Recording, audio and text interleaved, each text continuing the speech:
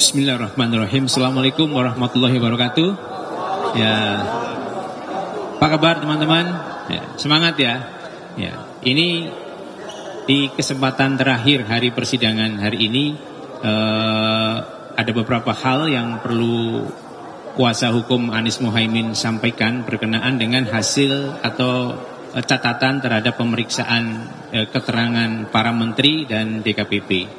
Sebelum ke Bang Refli dan Bang Yani serta rekan-rekan, ada beberapa hal yang ingin kami sampaikan highlightnya. Pertama, ketika keterangan menteri itu tadi, dari panjang lebarnya keterangan menteri, ada satu hal yang menarik untuk digarisbawahi bahwa Menteri Sosial ya menyerahkan bantuan itu tidak ada yang dalam bentuk natura, tidak ada yang dalam bentuk barang.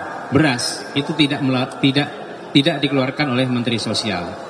Itu kemudian satu. Yang kedua, memang pemberian bantuan itu kick off-nya bisa di mulai awal bulan Januari, di bulan Januari. Karena pertimbangan dari Mensos adalah karena kebutuhan yang mendasar dari para penerima bantuan.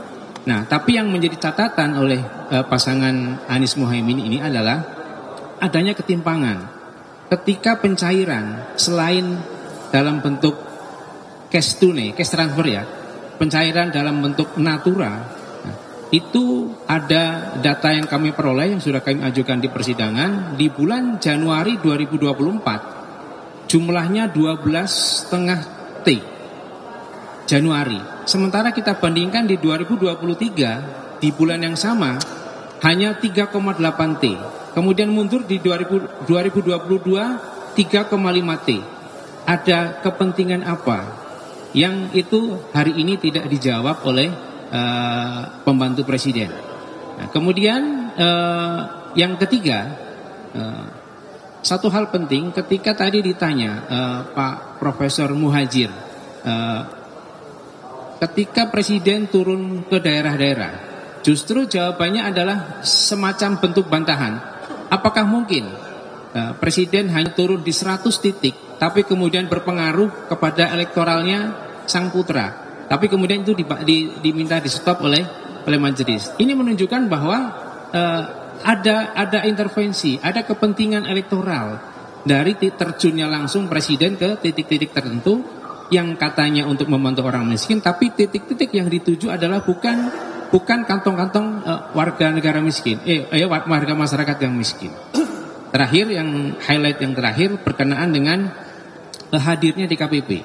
Tadi meskipun DKPP tidak mau terbuka, tapi satu frase yang disampaikan atau satu kalimat yang disampaikan oleh DKPP bahwa pelanggaran hukum adalah pelanggaran etik, di mana DKPP sudah menyatakan KPU melanggar etik dalam proses penerimaan berkas Prabowo Gibran dan penetapannya sebagai pasangan calon. Ini kata kunci yang menurut kami luar biasa, mendukung dan menguatkan bukti yang dalil yang kami ajukan berkenaan dengan permohonan diskualifikasi pasangan calon nomor urut 2. Itu beberapa hal. Kemudian selanjutnya diperdalam oleh Bang Ahmad Yani dulu.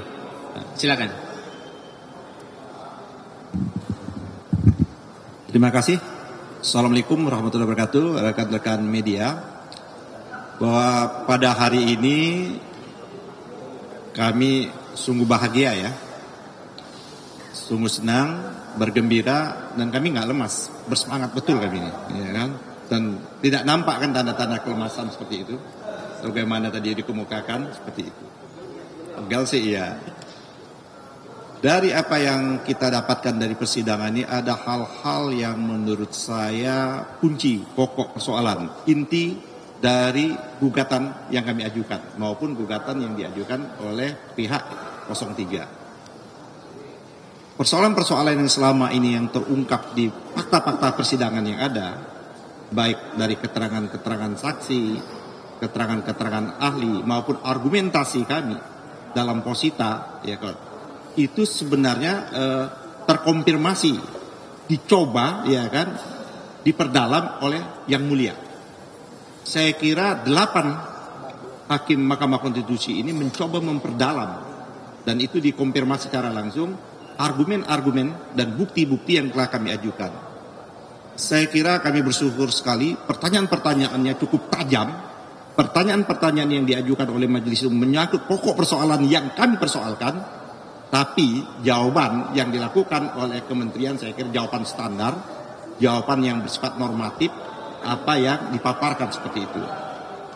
Tidak menjawab pokok persoalan yang sesungguhnya, dan tidak juga sesungguhnya membantah dalil-dalil kami seperti itu. Contoh, tadi sudah dikemukakan menyangkut masalah bansos. Itu masalah bansos ini. Kan ada durasi waktu, ada proses perencanaan, ada proses pembahasan, ada proses pengesahan, dan ada proses yang diundangkan yang namanya undang-undang tentang bansos itu sendiri. Nah, ini kita mendalilkan bahwa dalam proses yang namanya di akhir Desember, Januari, Februari, sebagaimana diargumentasi kita bahwa tidak ada korelasinya dengan argumen sebelumnya yang disebut El Nino, sesungguhnya akhirnya dibantah juga oleh Ibu Sri Mulyani.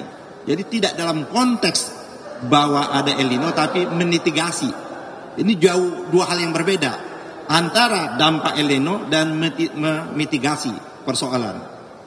Terus yang kedua adalah juga tidak dijawab juga dengan tuntas itu menurut saya, apakah yang dilakukan, ya kan, dilakukan oleh kementerian yang ada seperti itu sesuai dengan TOSI, tugas dan fungsi, sebagaimana dikemukakan ditanya oleh Pak Arief. Saya kira Pak Arief menanyakan yang lebih konkret pertanyaannya, tidak bersifat abstrak. Bagaimana bisa Pak Muhajir bisa menjelaskan kehadirannya di 2 tempat itu ikut membagi-bagikan sembako itu sendiri dalam konteks TOSI dia itu sendiri, kan koordinasi, ya kan, sinkronisasi, dan dia langsung masuk hal-hal yang bersifat praktis, tidak memberikan jawaban yang akurat, yang tegas. Begitu juga Pak Erlangga, tidak memberikan jawaban yang tegas, bahkan terkesan apologia, ya kan. Tak kala ditanya apa hubungannya dan masalah kepartaiannya, dia menjawab ya yang jelas kantongnya bukan kantong berwarna kuning. Saya kira ini cara, ya kan, ada cara debat ya yang dari sejak dulu untuk menghindar. Itu adalah ilmu debat untuk menghindar dari pokok persoalan yang inti, pokok persoalan seperti itu. Nah, ada hal yang menarik saya kira, kalau memang korelasinya untuk mitigasi, Pak Erlangga menyatakan kenapa harus memberikan bansos pada durasi waktu yang tadi dikemukakan itu dalam rangka untuk stabilisasi harga. Bagaimana fungsi pemerintah untuk menstabilisasi harga?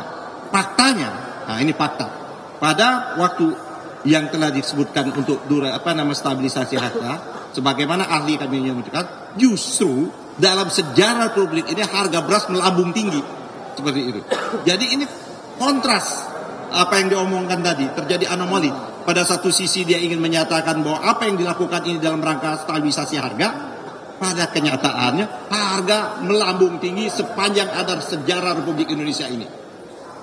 Juga dia tidak bisa menjawab juga. Dia menjawab hanya sekilas, ya kita kalau tidak cukup, ya kan berapa sih sesungguhnya kebutuhan kita karena El Nino itu. Kami menyatakan kebutuhan kita tidak banyak. Ahli kami ya menyatakan hanya kebutuhan 0,6 ton. Tapi adalah 6 juta ton, tapi yang diimpor hampir mendekati 3 juta ton. 3,6. Nah, 3,06. Artinya ada selisih yang cukup banyak yang itu tidak dijawab. Kalau selisih waktu banyak itu ada dalam rangka untuk stabilisasi harga, harusnya, logisnya harga tidak naik sampai begitu tinggi. Nah, itu yang menurut saya tidak dijawab. Kalau Ibu Risma saya kira mengkonfirmasi. Inilah menyangkut tata kelola pemerintahan kita. Kan seharusnya ada kementerian-kementerian yang sudah diberikan mandat untuk mengurus hal-hal yang seperti ini. Tapi Ibu Risma menyatakan bahwa dia tidak pernah memberikan bansos itu dalam bentuk yang namanya natural. Langsung transfer. Ini apa artinya? Tidak ketemu. Tidak ada media, tidak ada ketemu. Dan itu juga tidak bisa menjawab pertanyaan salah satu hakim. Apakah ini dalam rangka untuk show sebenarnya? Apa yang dikemukakan oleh Pak Arief ya, Majelis Arief itu. Apakah pemberian-pemberian yang sekarang ini yang selalu dipublikasi itu dalam rangka untuk kepentingan elektoral, tidak juga dijawab dengan tuntas seperti itu. Nah, yang terakhir saya kira yang saya ingin sampaikan dalam konteks keterangan tadi di KPP. Di KPP ini kan kita sama-sama kita sudah dapat putusan di KPP. Kita sudah baca keputusan di KPP dan kita sudah menghadirkan juga pihak yang terlibat dalam proses di KPP itu sendiri. Memang ketua di KPP tidak menjawab secara tegas karena ini terangkut masalah etik dia. Tapi ada clue yang dikasih, ada kata kunci yang dikemukakan oleh ketua di KPP itu, ini jelas-jelas ada ketidakpatuhan terhadap proses yang ada. Yaitu ada putusan Mahkamah Konstitusi yang seharusnya ya kan ditindaklanjuti tapi tidak ditindaklanjuti oleh KPU. Nah, itulah yang disebut adalah tidak melaksanakan tugas dan pokok KPU itu dengan bersandarkan pada nilai-nilai dan aturan dari KPU itu sendiri. Nah, ada yang lebih penting lagi, tak kalah dikejar pendalaman, kalau tidak salah Hakim Yusak ya, Daniel ya, yang menyatakan sudah ada perubahan baru berdasarkan peraturan juga. Setiap aturan-aturan KPU itu wajib yang namanya dikonsultasikan dan diundangkan. Nah, ini yang menurut saya setiap keputusan yang ada yang dilakukan oleh Mahkamah wajib ditindaklanjutkan, wajib untuk dilakukan konsultasi dan wajib untuk diundangkan. Di persidangan DKPP yang kita dapat, tapi tidak disampaikan di sini putusan itu, bahwa proses itu tidak dilalui oleh KPU. Oleh karena itulah maka dia diberi peringatan keras dan terakhir. Ditanya kenapa dia terakhir terus kan? Dia hanya menunjukkan masalah kualitas kesalahan itu.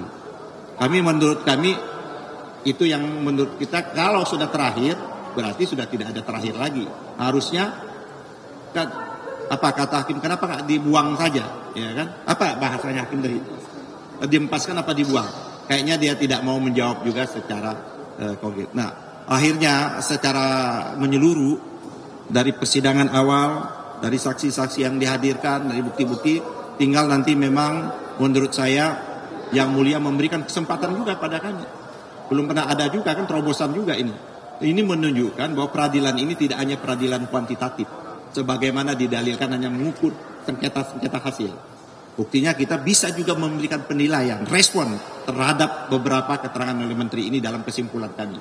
Seolah akan kami rumuskan, ya kan, kesimpulan ini dan menjadi lebih tajam lagi sebagaimana yang telah kami ajukan dalam permohonan kami. Dan insya Allah kami yakin betul ini memang Jumat yang berkah. Mudah-mudahan persoalan permohonan kami insya Allah dijawab dan dikabulkan. Terima kasih. Bila taufiq hidayah. Assalamualaikum warahmatullahi wabarakatuh. Iya, kalau Bang Yani lama lagi saya pulang. Assalamualaikum warahmatullahi wabarakatuh. Keren cadang. Jadi kawan-kawan semua, saya gembira ya. Hari ini sudah berakhir sidangnya dan kita hanya akan menyiapkan kesimpulan. Tapi kata menyiapkan kesimpulan itu luar biasa sesungguhnya. Karena kita diberikan kesempatan lagi untuk mempertajam apa yang sudah kita sampaikan dan memberikan juga kritik atau masukan-masukan apapun kepada Mahkamah Konstitusi untuk memperkuat permohonan kita. Logikanya sederhana. Kalau MK mau menolak permohonan kita, ngapain dia bikin instrumen baru kesimpulan? Dan boleh juga menanggapi apa yang terjadi tadi. Oke, saya akan mereview secara umum, tidak spesifik hari ini. Jangan lupa kawan-kawan semua, permohonan 01 itu petitumnya adalah diskualifikasi terhadap 02 atau setidak-tidaknya diskualifikasi terhadap Gibran dan diperintahkan pemungutan suara ulang. Ingat, pemungutan suara ulang, bukan pemilu ulang. Seluruh Indonesia. Jadi kalau ada yang mengatakan itu akan mengganggu kalender ketatanegaraan dan lain sebagainya, itu omong kosong, bullshit, ya, omong-omong. Kenapa begitu? Ingat nggak? Waktu saya mengajukan judicial review terhadap unregistered voters bisa memilih itu pada tanggal 6 Juli 2009 dan kemudian pilpresnya 8 Juli 2009, bayangkan. Itu putaran pertama. Memang tidak terjadi putaran kedua, tapi intinya adalah ini baru bulan April.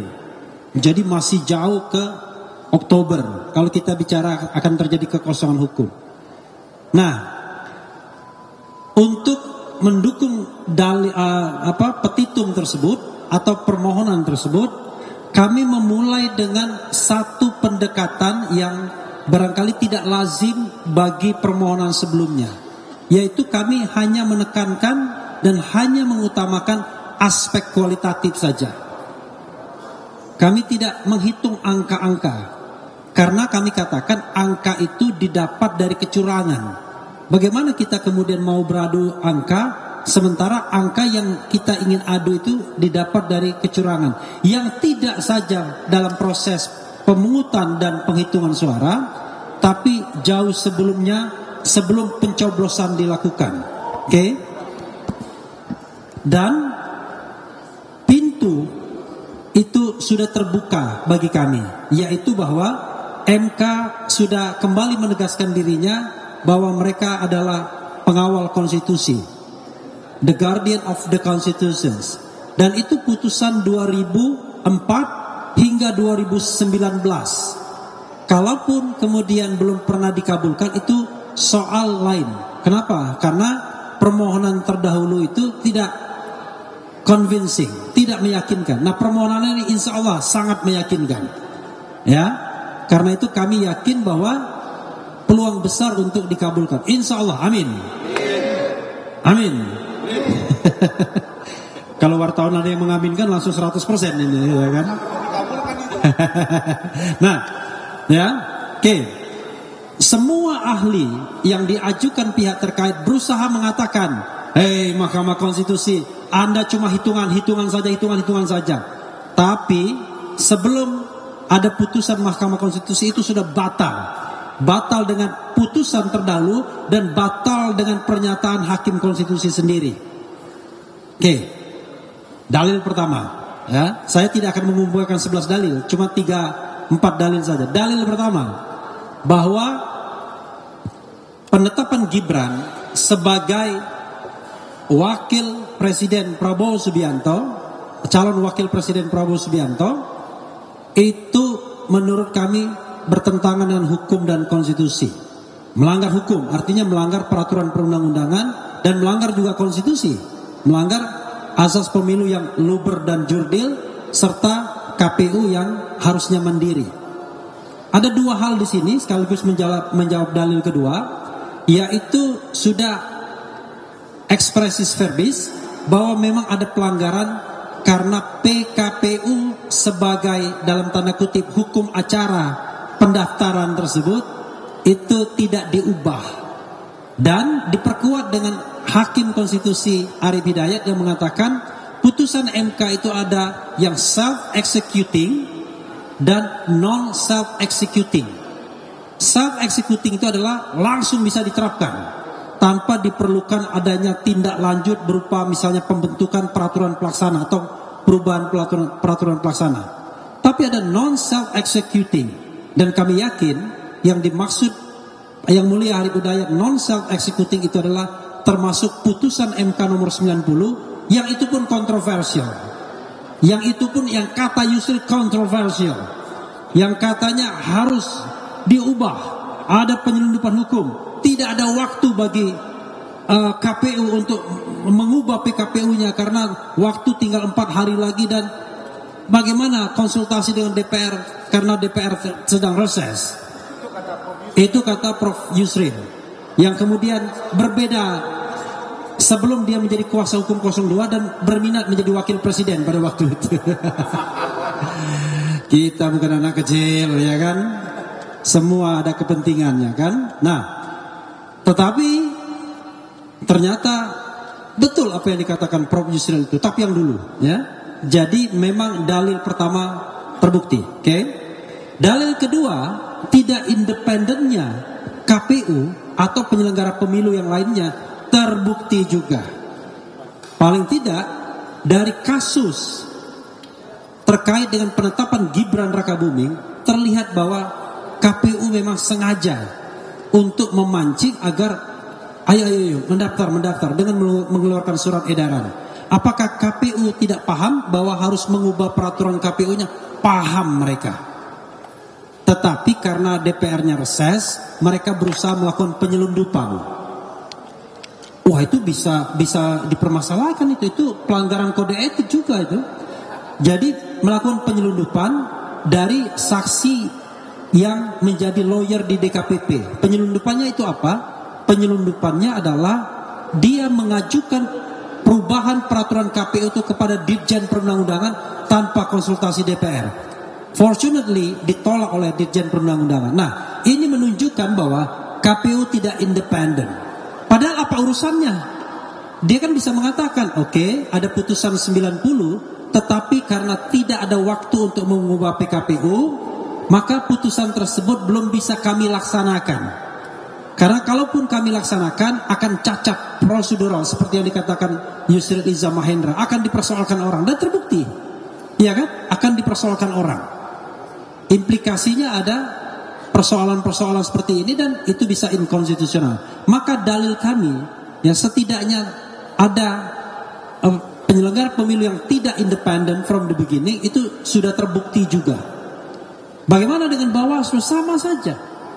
Terlihat betul bahwa Bawaslu itu tidak memproses hal-hal yang memang jelas-jelas merupakan pelanggaran. Seperti misalnya yang namanya mobilisasi aparat desa. Kemarin ada PJ Wali Kota Bekasi. Ternyata pernah juga diproses oleh Bawaslu, tapi tidak pernah dia menghukum bahwa PJ ini atau kegiatan itu menguntungkan atau dimaksudkan untuk menguntungkan paslon 02. Tidak pernah ada putusan yang begitu. Sepanjang pengetahuan saya ada nggak? Nggak ada ya. Jadi tidak ada putusan yang mengatakan bahwa itu menguntungkan paslon 02 dengan melanggar undang-undang. Nah, ini menunjukkan bahwa ada ketidaknetralan. Bagaimana dengan DKPP? Ketidaknetralan DKPP yang juga terbukti adalah walaupun memang tidak dipersoalkan secara masif. Anda bayangkan ada ketua KPU 5 kali melanggar, dihukum karena melakukan pelanggaran kode etik. 3 diantaranya berat, ya. 2 peringatan berat dan terakhir. 1 peringatan berat saja, tapi tidak ada terakhirnya. Yang terakhir yang Irman Gusman itu. Anda bayangkan, ini hakim konstitusi di sini ketua MK sekali melanggar langsung didemosi. Ini jangankan dipecat, didemosi saja tidak sebagai ketua KPU. And then pertanyaannya ada apa? Apakah karena mereka di backup oleh kekuasaan dan perintah kekuasaan adalah pertahankan? Ini juga persoalan. Maka saya katakan dalil mengenai independensi itu terbukti. Oke, biar jangan terlalu panjang. Dalil lain misalnya bansos. Nah, ini menarik ya. Sebenarnya bansos itu jangan dilihat bansos itself, tapi itu adalah bentuk dari cawe-cawe Jokowi. Jadi bansos cawe-cawe Jokowi itu harus disatukan menjadi satu kesatuan. Ya. Jadi jangan berdiri sendiri. Jadi apa yang harus kita lihat? Perencanaan jahat, perencanaan kecurangan. Itu yang harus kita lihat. Bukan berapa besar bansos yang digelontorkan, bukan apakah kemudian sudah disidangkan atau tidak, tetapi apakah ada perencanaan kejahatan pemilu untuk memenangkan paslon tertentu dalam tindakan-tindakan cawe-cawe Jokowi yang salah satu instrumennya adalah penggelontoran bansos. Kalau kita jeli melihat apa yang disampaikan oleh para menteri dan juga dari sidang kemarin, maka ada beberapa hal yang paling telak misalnya. Yang paling telak itu adalah kenapa kemudian timingnya itu betul-betul sebelum pemilu. Sederhana, kenapa kemudian realisasi bansos itu meningkat tajam dari 5 triliunan, 5,88 triliun tahun sebelumnya menjadi 12 triliun lebih. pada bulan Januari. Kan tidak masuk akal. Kalau kita bicara rapel 3 bulanan, maka jatuhnya pada bulan Maret. Kalau rapel 3 bulanan, kenapa jatuhnya pada bulan Februari? Kalau kita pakai pikiran, itu sudah menunjukkan bahwa ada perencanaan kejahatan. Nah, mudah-mudahan hakim MK bisa menangkap ini semua. Jadi kawan-kawan semua, kami menganggap bahwa apa yang kami dalilkan tersebut terbukti semuanya. Kalau dikatakan bahwa tidak ada kecurangan, tidak ada perencanaan kejahatan dalam Pilpres kali ini, come on, kita seolah menutup mata hati, kecuali kalau kita sekedar dukung-mendukung. Tapi kalau mengatakan bahwa pemilu ini Presiden Jokowi tidak cawe-cawe yang dia nyatakan sendiri, dan kemudian tidak ada operasi untuk memenangkan paslon 02, maka kita sudah menutup mata dan hati kita hanya untuk kepentingan saya tidak tahu kepentingan apa. Karena itu kami tidak ingin bahwa kecurangan dimenangkan, dan kami tetap tidak ingin bahwa pemimpin dipilih secara curang. Wassalamualaikum warahmatullahi wabarakatuh. Insya Allah kita menang. Amin. Oh ya, minal aidin wal faizin. Mohon maaf lahir dan batin. 2 hari lagi mudik kita. Terima kasih ya. Menang banyak atau menang tipis? Saya bukan Hotman Paris Hutabean. Yang paling penting menang. Mau 1-0, 2-0, yang penting menang. Oh, juga kami mengucapkan terima kasih pada kawan-kawan yang sudah bersibuk-sibuk, ya kan. Kami tidak bisa memberikan apa-apa, cuma apresiasi saja. Kalau memberikan makan juga sedang puasa sebagian kan. Tetapi mudah-mudahan jeripaya kita semua nanti akan diganjar oleh MK. Untuk siapa? Bukan untuk 01 atau 03, tapi untuk Indonesia, untuk demokrasi kita. Hidup demokrasi.